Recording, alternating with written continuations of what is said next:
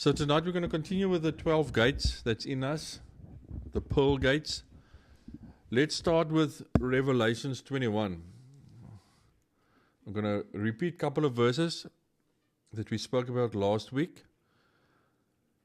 And I, John, saw a holy city, the New Jerusalem, coming down from God out of heaven, prepared as a bride adored for her husband. We spoke about these things. The bride is the city, which has got a husband. And I heard a great voice out of heaven saying, Behold, the tabernacle of God is with men, and he will dwell with them, and they shall be his people, and God himself shall be with them and be their God. And there came unto me one of the seven angels, which had the seven vials full of seven last plagues, and talked with me, saying, Come hither, I will show thee the bride, the Lamb's wife. And he carried me away in the spirit to a great and high mountain, and showed me that great city, the holy Jerusalem, descending out of heaven from God, having the glory of God, and her light was like unto a stone most precious, even like a jasper stone, clear as crystal.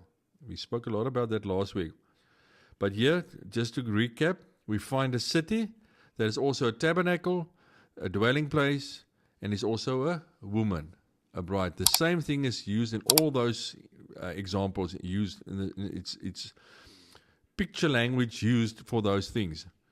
And again, the 12 gates is the 12 experiences each and everyone should go through that we're going to talk about. And why must you go through them? To grow towards fullness, to grow towards maturity. If you don't go through these things, if you don't allow the Holy Spirit to do these things in you, you're going to struggle to grow to fullness.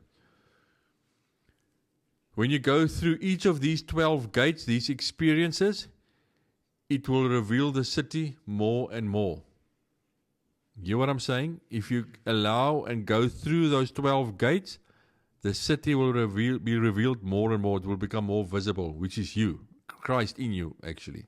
All right? Remember we spoke last week about how a pearl is formed by that irritation that becomes something beautiful at the end of the day. We went through that whole thing. Just as God's fullness moved into the tabernacle, then to the temple of Solomon, then it moved into Jesus, and then into the early church in Acts 2. All right? And now it's got to move into the next place, the bride. Every time it jumped, house to house to house to house, it moved. Remember I gave you that example when Jesus went and he found Peter and James in the beginning. He was gathering bricks for his city, for his house, because we are his house, to fill the house. And in Acts 2, he filled the house with his glory. All right? He did the same thing. He got the materials that he needed for the house. All right. I said to you, the bride will walk in the greater fullness. The bride will walk in the greater fullness. Why greater fullness? Because in Acts 2, there was fullness given, but not the greater fullness. All right? They walked in way more than we have today. And unfortunately, religion doesn't see it that way. They say we can do what they did. They say we can do exactly what they did and more. I haven't seen that happen on this earth yet. I've seen beautiful things happen, but it's not like constantly like it happened there. Yeah, now we get a glimpse here and a glimpse there. But we don't walk in that like they walked there, or like Paul walked after that. I have not seen somebody do that, even though there have been things happening that is amazing. Right. So the bride will walk in the greater fullness. It's written in Haggai there. In the 7th month, what year are we in now? We are in the 7th year now, huh? In God's time, we are walking in the 7th day, 7,000 years since the beginning of earth. Here it says, in the 7th month, in the 21st day of the month, came the word of the Lord by the prophet Haggai, saying, For thus says the Lord of hosts, Yet once it is a little while, and I will shake the heavens and the earth, and the sea, and thy dry land. Those are all picture stuff that he's talking about. He's not literally going to shake. We're not going to have earthquakes. We've already got earthquakes. We had bad ones just recently, a couple of them. That's not what it's talking about. And I will shake all nations, and the desire of all nations shall come, and I will fill this house with glory, says the Lord of hosts. The silver is mine, and the gold is mine. We have done teachings on silver and gold, what it means, says the Lord of hosts. The glory of this latter house shall be greater than the former.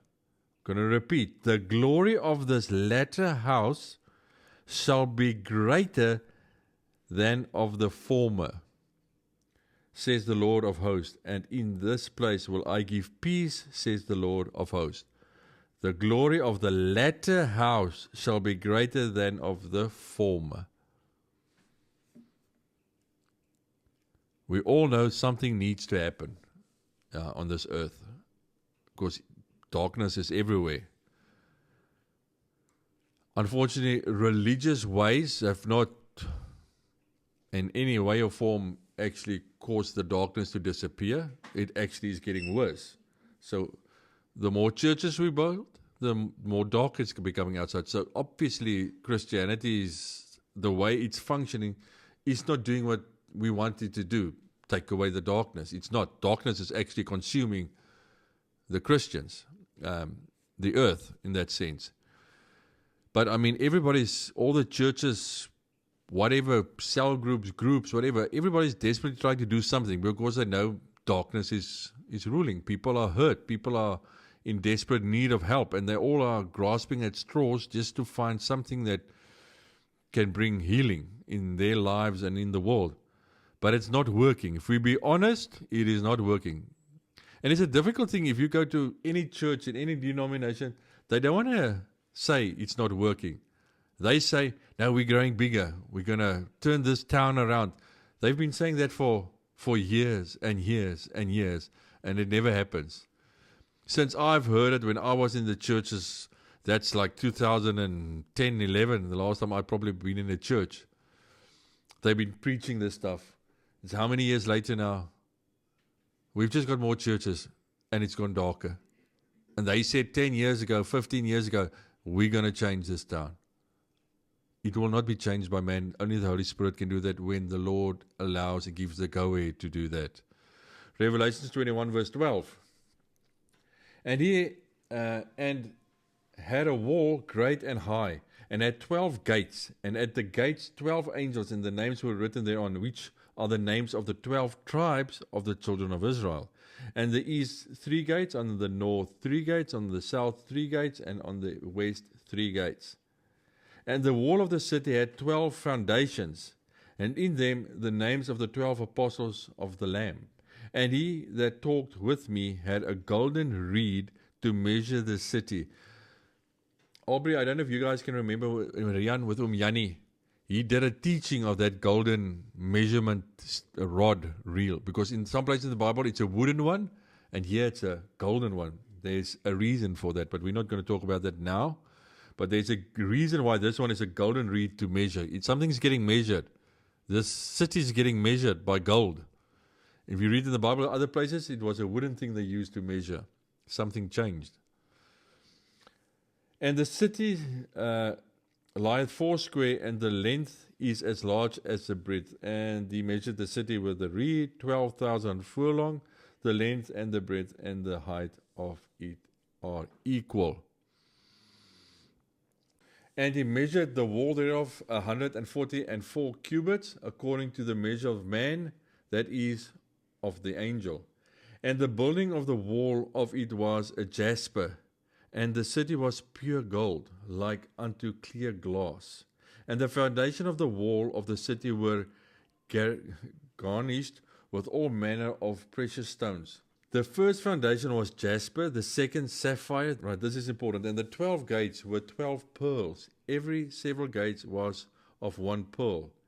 And the street of the city was pure gold, and it was transparent glass.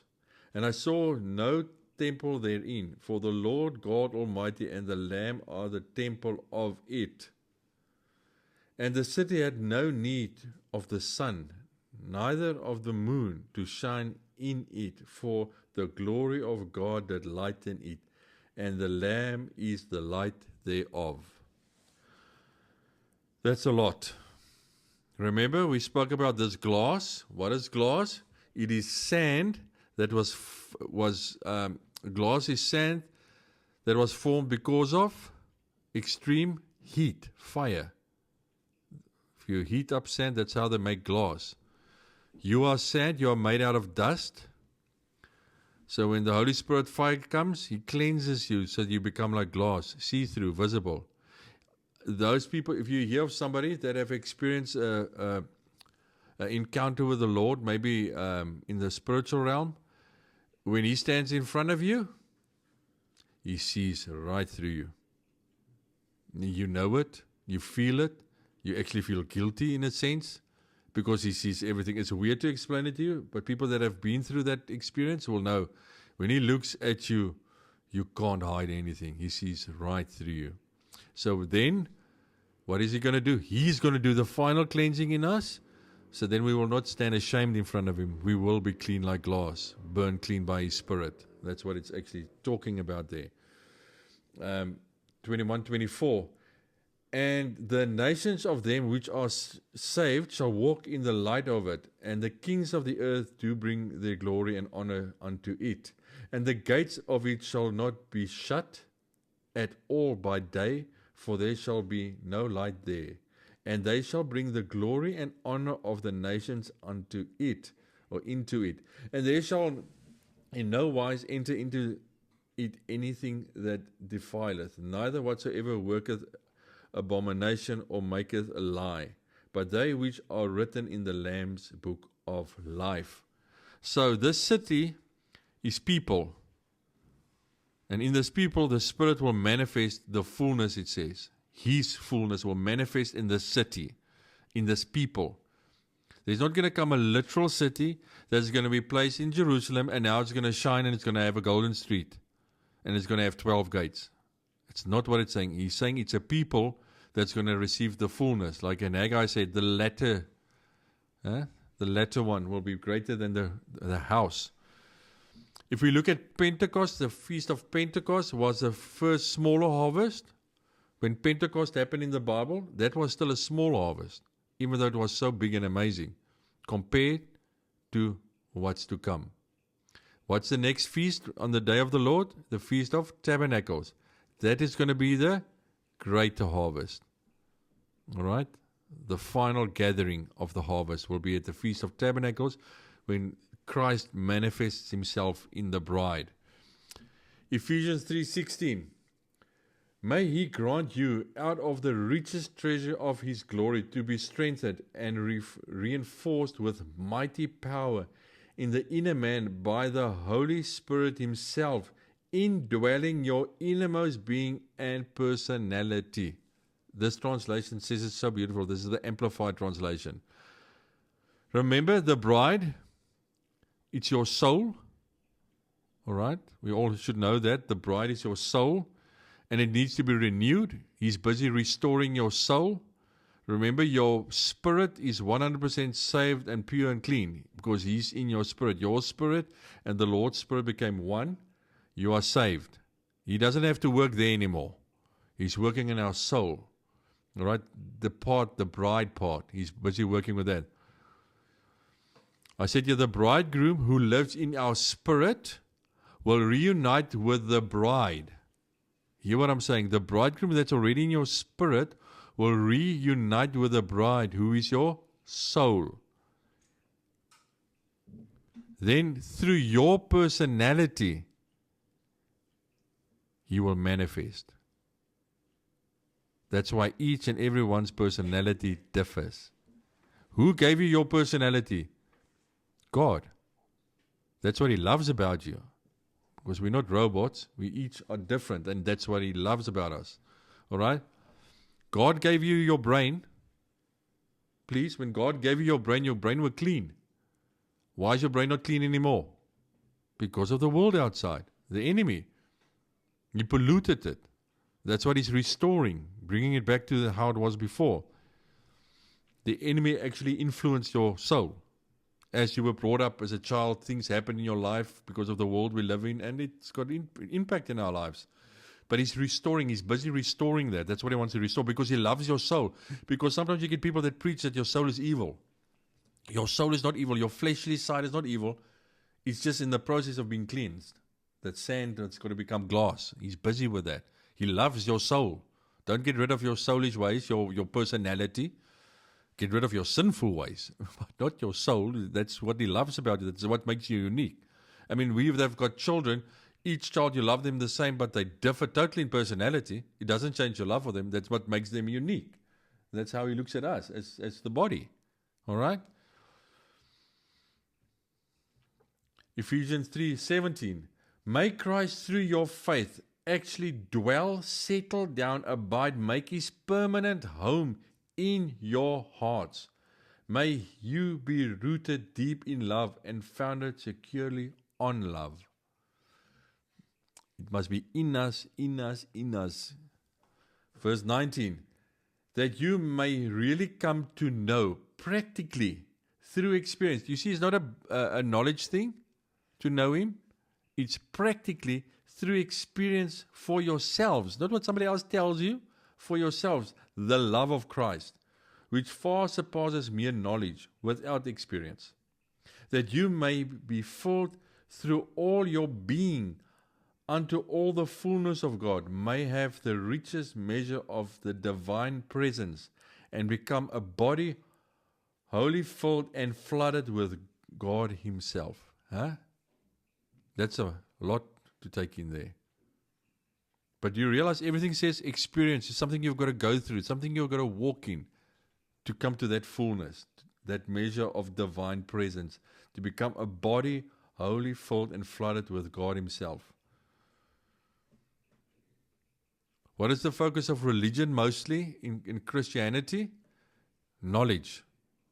They focus on knowledge. You've got to go study to become a pastor. You've got to write exams to become a pastor. And then when they teach you knowledge. Knowledge, all the biblical knowledges and stuff. That's not going to help us. That hasn't been helping the body at all. If you go to Kumbooks in the mall, you will find 20 books on the same topic, all saying a different thing. And all going to say that the Holy Spirit told them this. Something is wrong. It cannot be like that. We can have different angles to the same thing, but we can't have different things. Then something is wrong. Maybe man's ideas are more relevant than the Holy Spirit's ones in those books. So that's why you will not find me buy any books in Kum. I don't buy any religious book. I want to know before I buy what it is. Because they all are saying different stuff, and then the body's confused. Why is this pastor or this group saying this, and why is this group saying this, and this one is saying the opposite of this one is saying, and they're in the same denomination, and they're not agreeing, and they're disagreeing, and they're fighting over one another. That's knowledge. Knowledge does that. It makes you fight to think you are right. I've never heard somebody teach and say, I'm wrong. I might be wrong here. They all say, I'm right. I want to see who's going to say that, so what I'm teaching is wrong. They all believe they're right. But somebody's got to be wrong because they all differ. And it's like different in a way that the one can't be right and the one all can't be right. Because they totally contradict one another. So something is wrong in the body, in Christianity. That's what I'm trying to say. So this visibility of the city that we read here now, over and over in the world, will be visible of one thing. When this city becomes visible, this new Jerusalem, this bride, when she becomes visible, when she's going to start functioning, you will know her by one thing: the way she loves. Because God is love. The way she loves is how you're going to know this is the new Jerusalem. This is the bride. This person that's standing in front of me loves the Lord. They don't follow him like most people do. They love him. So no doctrines, no cell group if you leave the church or whether you go to the church, by believing in something, nothing of that's going to help us.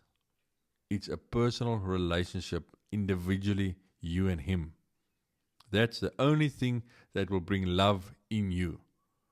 You may love people in those groups, but that's something different. We need that love that He's going to deposit in us. So, you will see this, all that I'm saying now is exactly what I read in Revelation 21 in the beginning. It's all saying the same thing about this city, this town, this house. It's got to be filled. It's got to be filled. It's got to be filled. We did extensive teaching last time about how everything gets filled up to a place, built, settled in, then filled. All right? Colossians 2:9. For in Him the whole fullness of deity, the Godhead, continues to dwell in bodily form, giving complete expression of the divine nature.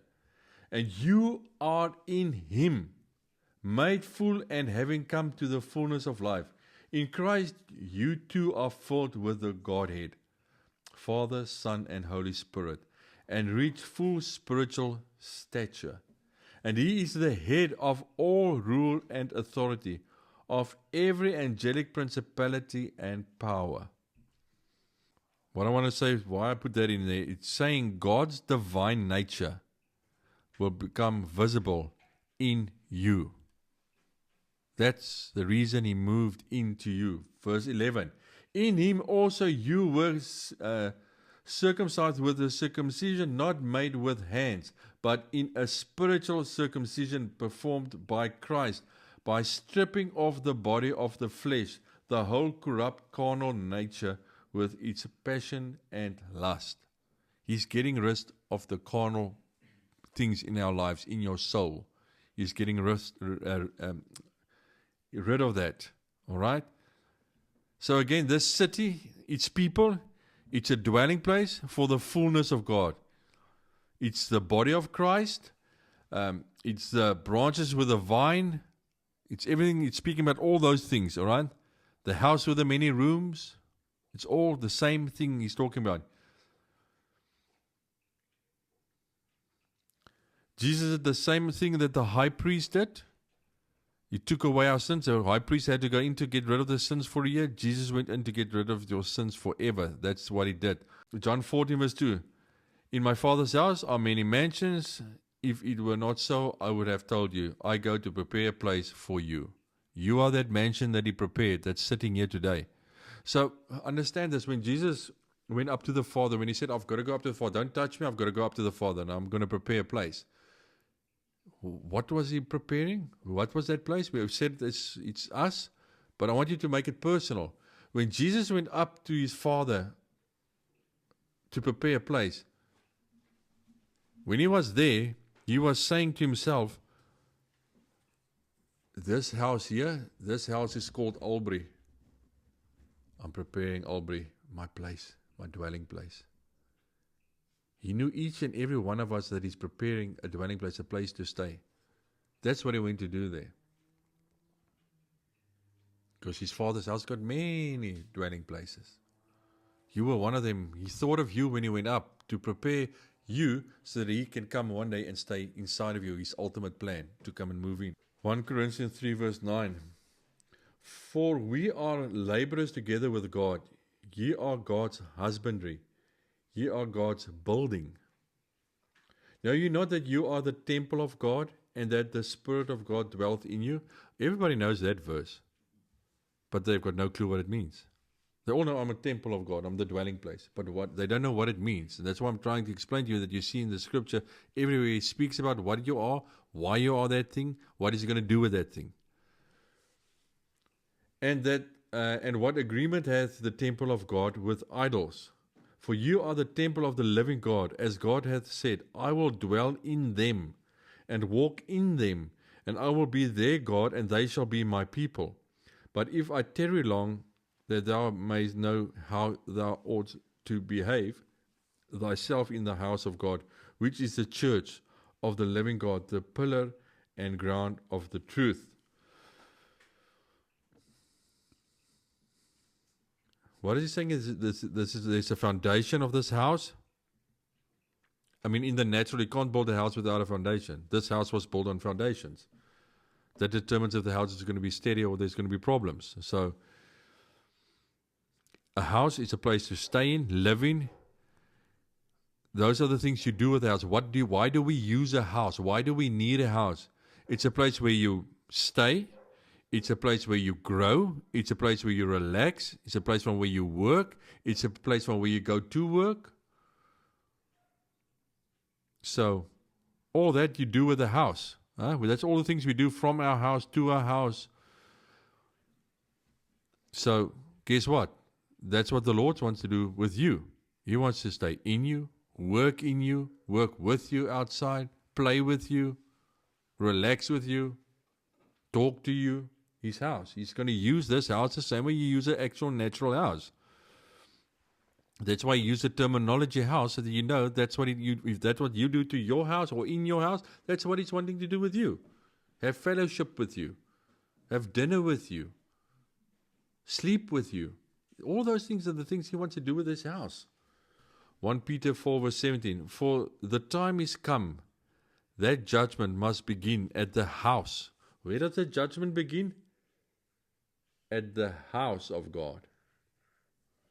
And if it first begin at us, what shall the end be of them that obey not the gospel of God?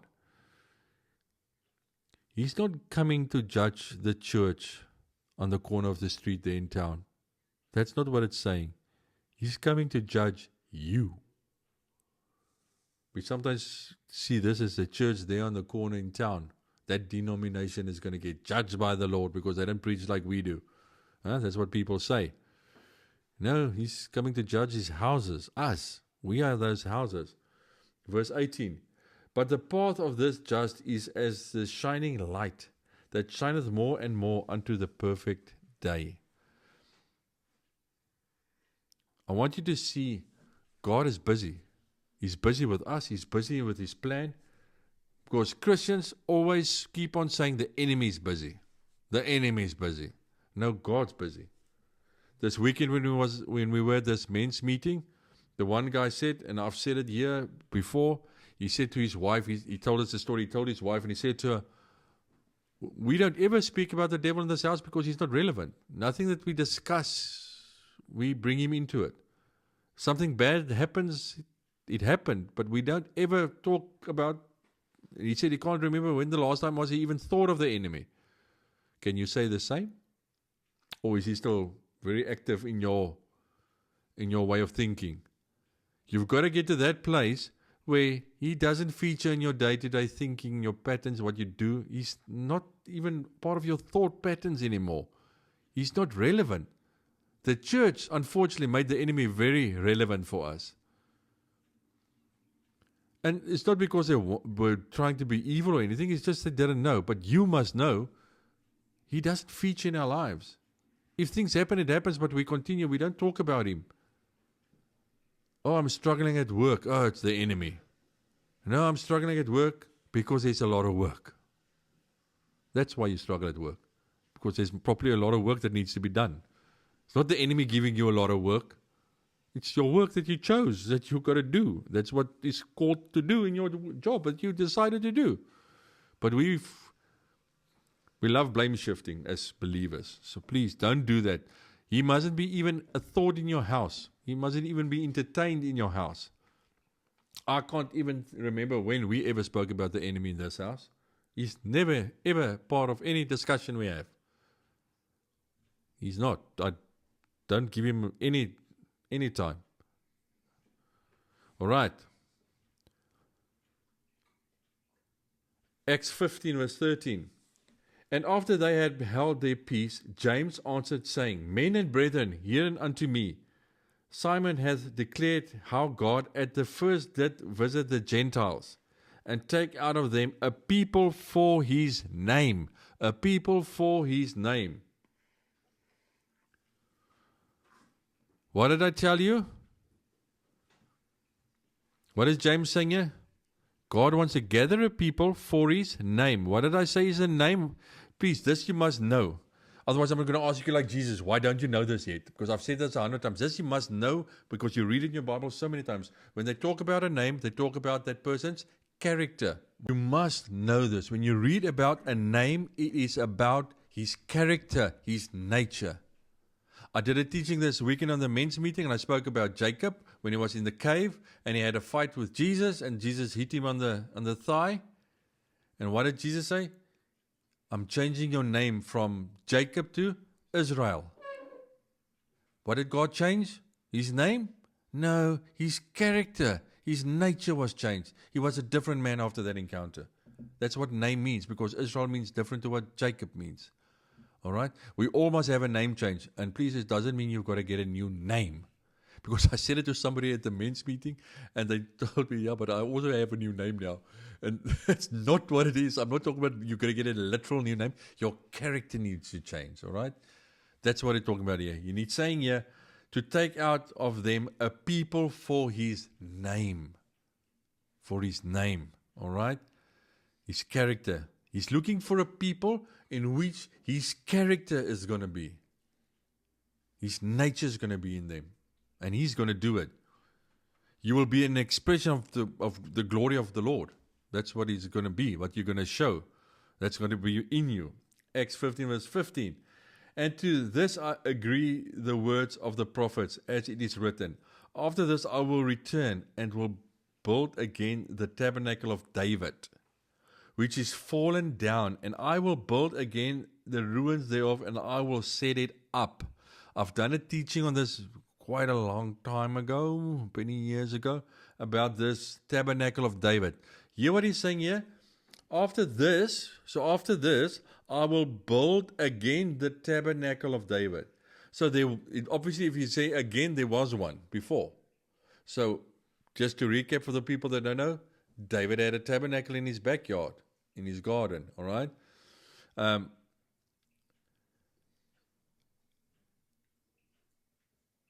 Remember the tabernacle, only the high priest could access to go into the holies of holies when they had the tabernacle with Moses, all right? Only the high priest could enter.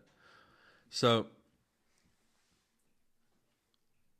and when the high priest entered, God's glory came into the holies of holies, all right? That's how it functioned. Now,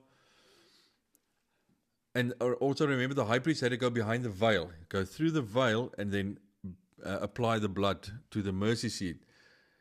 But here it's saying not Moses' tabernacle is going to be rebuilt again.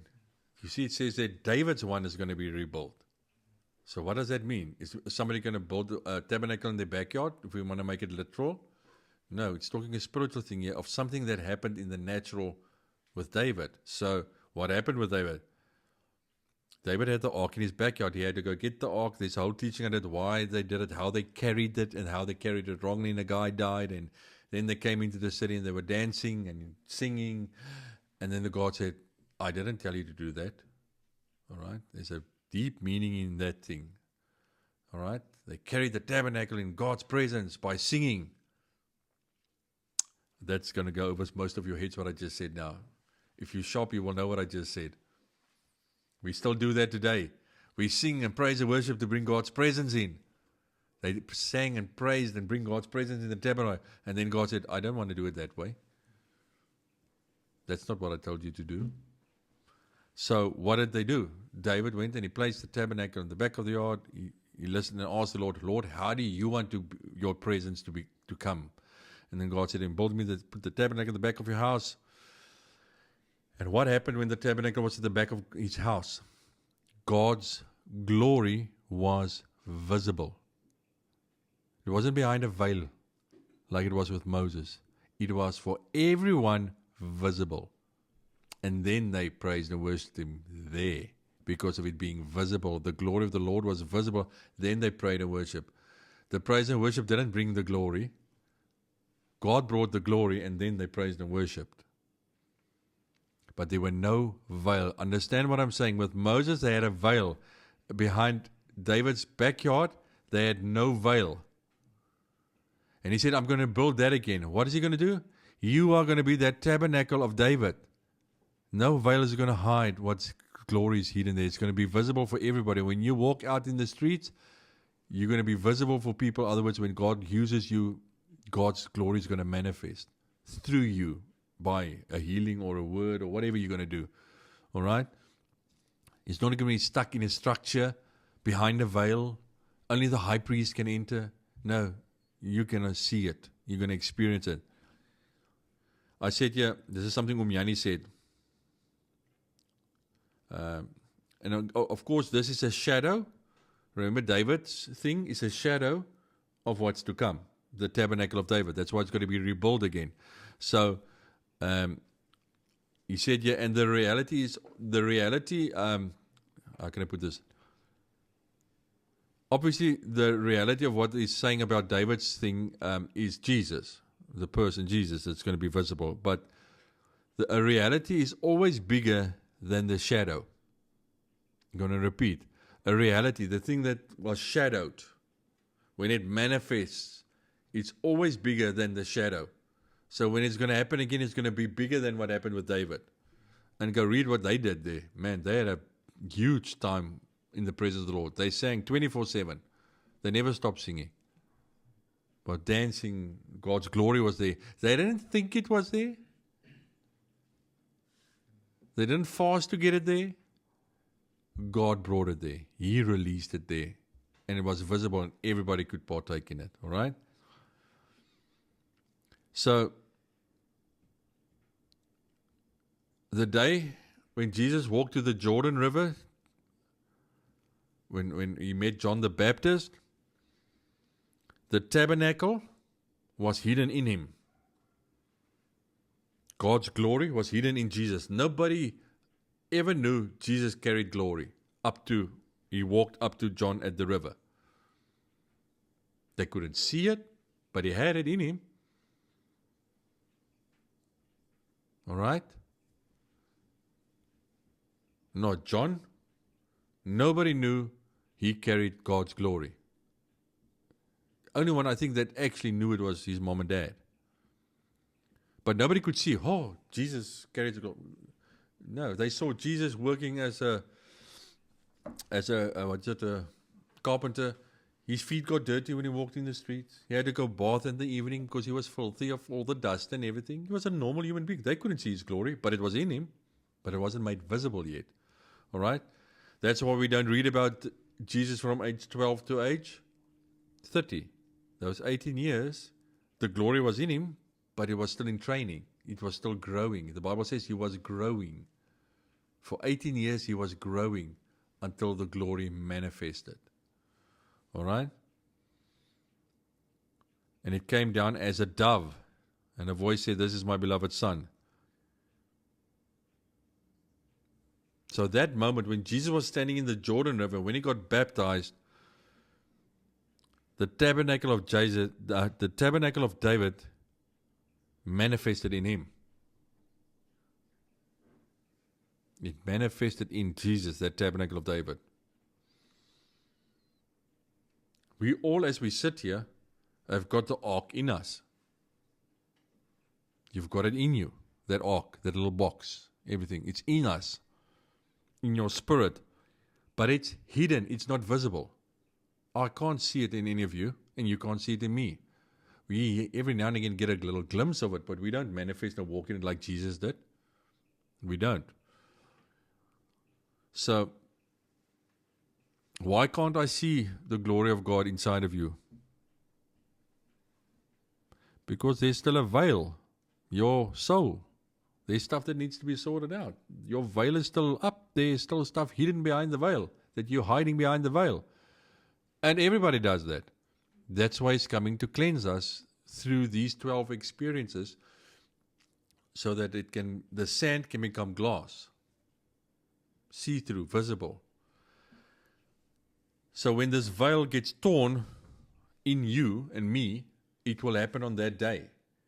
When Jesus Christ becomes visible in us, He will tear that veil like He did in the tabernacle, in the temple, on the day He got crucified. And when that veil gets teared in us, that in our souls, God's glory is going to become visible, like it did back then, all right? And when that happens, all honor and glory will go to him and not to you. All right. So again, this city, this bride, her purpose is to be filled. How is she going to get filled? She must grow to a certain point of maturity. She's going to go through 12 experiences that she needs to grow through to get to this place to be filled, so that she can be the city on a hill, the New Jerusalem, shining, sand made glass, transparent, pure, clean. We have the tabernacle in us. David's tabernacle is going to be rebuilt. The latter one is going to have more than the previous one. The shadow, all right? The shadow points to Jesus. But what's going to happen is going to be bigger than the shadow. And you need to understand this. When I talk about a name, you must know its character that I'm talking about. That person's character, his nature. When I talk about a house, you must know it's you as a person. When I talk about a temple, you must know it's you. When I talk about a tent, you must know it's you. When you read about a temple, a tent, a house, a dwelling place in your Bible, he's talking about you. Then you must go, look, why is he saying this? Because he's saying something to me, maybe in this part where he's looking. So it's not by chance that he's using those terminology in your Bible as a dwelling place, a tent, a house. He's actually saying, because how many verses have I read to you now on these couple of sessions of him saying we're a house?